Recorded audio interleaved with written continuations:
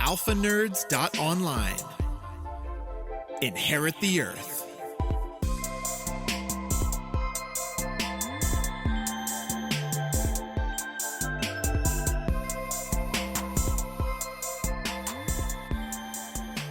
Okay, guys, I have a lot to talk about. It is March 16th, 2020. It's noon. And right now, as we look, there are currently 3,774 coronavirus cases in the United States. Now, a couple of weeks ago, nobody cared. Just a week ago, the president was calling this a hoax. But now, it's part of every facet of our life. No more are we handshaking, we're corona bumping. People are running to the stores in mass pandemonium trying to get the last piece of toilet paper, whatever the heck that's about. But I guess this level of uncertainty is to be expected. Because the reality is we're about to embark on life as we have never seen it before. Don't let that anxiety push you to do something that you shouldn't. Don't let that anxiety build in you. Let that anxiety calm you. I know that sounds weird, but let that anxiety embrace you. Take that fear and allow that to be the thing that creates that little bit of hesitation that causes you not to go to the store to get that whatever you don't need. Let that little piece of fear be the thing that keeps you at home, safe, and keep you away from spreading that disease to other people. Let the anxiety be the calm. We're going to go ahead and take callers today. It's 405-534-4747. 534-4747. Again, that's area code 405. We hope to get callers in here shortly, but because this would not be much of a show if I'm just talking to myself.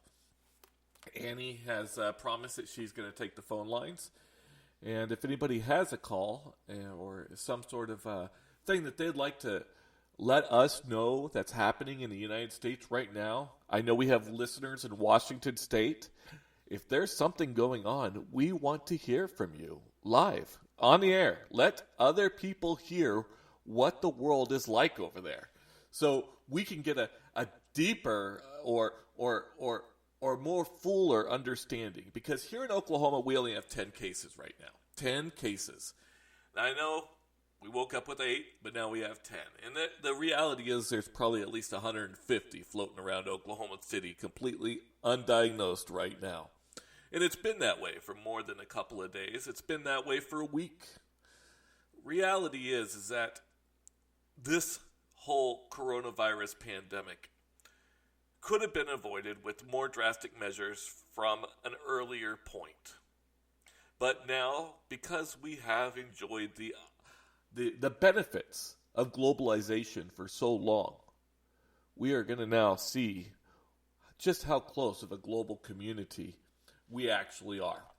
Now, let's get some of the early things out right about coronavirus.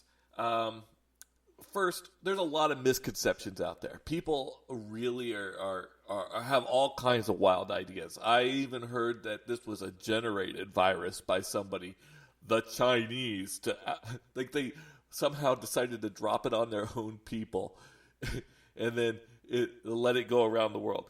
These things happen.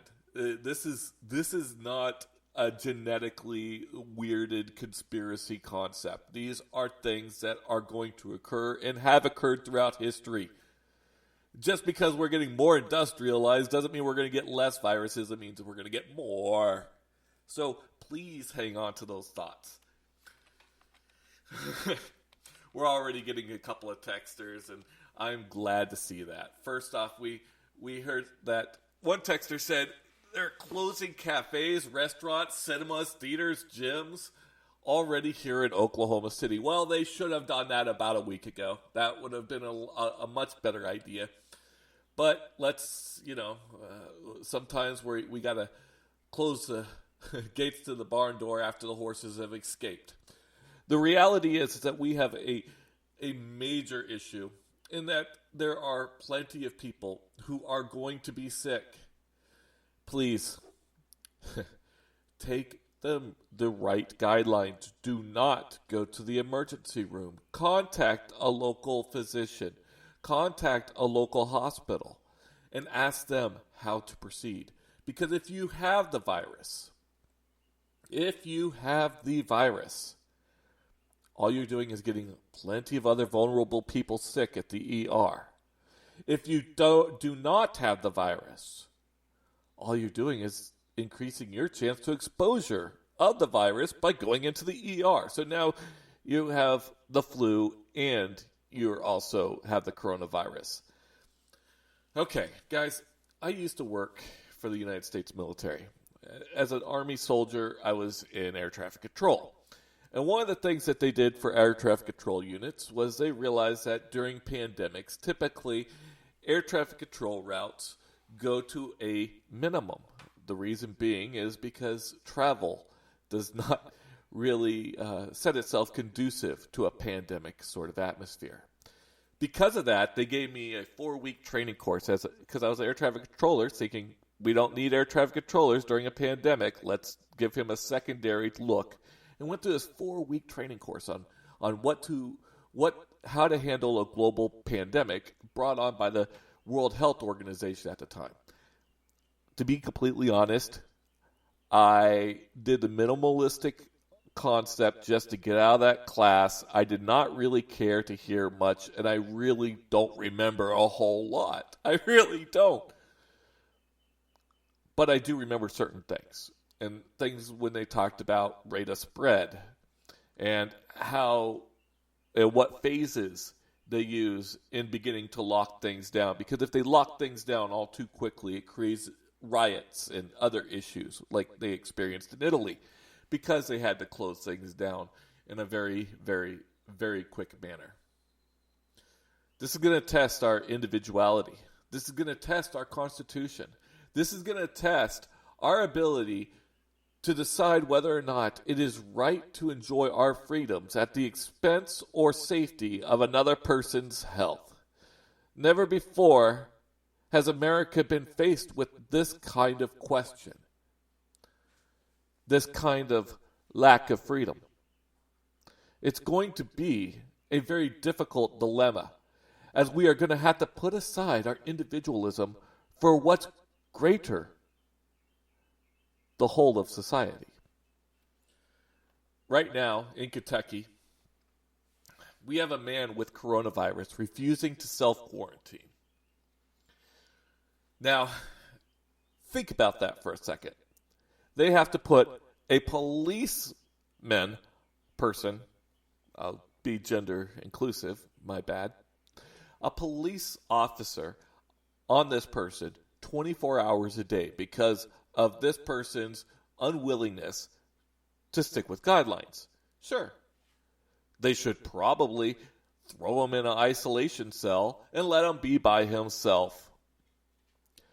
But, unfortunately, we are unwilling to make such a drastic statement, and we don't have the ability to make such a drastic statement until things like martial law have been enacted. Our constitutions and our political rights and our abilities as civilians change under that martial law declaration.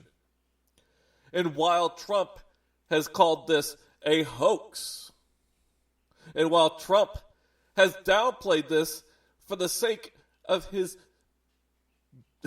beautiful, and I'll say it again because that's the only word he seems to understand, perfect, beautiful economy, we have now, in this horrible misjudgment, have left ourselves for the spread of this disease and virus to be all over America. When we could have made drastic measures earlier, we were reluctant, worried about upsetting global markets, upsetting people's rights and privileges, upsetting people's protections. Well, those things are important. But is it worth your protection to walk about freely at the expense of several other lives? Lives that are not going to make it because we are not ready for what this virus has to offer. In a few minutes, I will be receiving calls. But it's a weird moment we're in today, guys. It really is. And I understand the anxiety. I get it. If you'd like to call the show, here's how you do it. It's 405-534-4747. That's 405-534-4747. You can text the show on the same line. So please, send us your text. We'll read them aloud. We will share that with everybody. Okay. Now that I've had a brief moment to transition, I want to say Oklahoma at this point is not as worrisome as others. But just now, we are canceling things like jury trials amid coronavirus concerns. We are canceling all other parts of our aspects of life until we can learn how to interact with each other through a screen or a computer monitor or some other way other than face-to-face. Life is adjusting, piece by piece. Norwegian Air is canceling 85% of their flights and laying off 90% of their staff. Why? Because nobody travels, just like I said before. That's why, as an air traffic controller, I have a lot of this pandemic training. Air traffic is not an issue during a global pandemic. Okay. I want to tackle some of the memes I'm starting to see. And one that was passed by a friend of mine that says, it seems a little ridiculous to me that people are so afraid that their children are going to miss a whole month of learning. How about using this month to teach them how to cook? Check the oil in the car. Do laundry. Treat others with respect. Sew a button. Deep clean. Balance a checkbook. Etc. Not all learning is done in a classroom. And the reality is that's so true. Annie and I, as you know, we have two kids, age 7 and 9. And even before, I think maybe our daughter is somewhat of a prophet of some sort. The way she was able to ask for a mask before coronavirus was even a thing that she could wear inside of her own classroom because she was tired of getting sick from all the other kids at school. Well, we asked for this privilege, and eventually the mask came in the mail. She put it on for a couple of days, and though we had permission from her teacher, others in the school didn't agree with it. Even after, yes, teachers were wearing their own masks, she was told that she was not allowed to wear hers unless she was sick.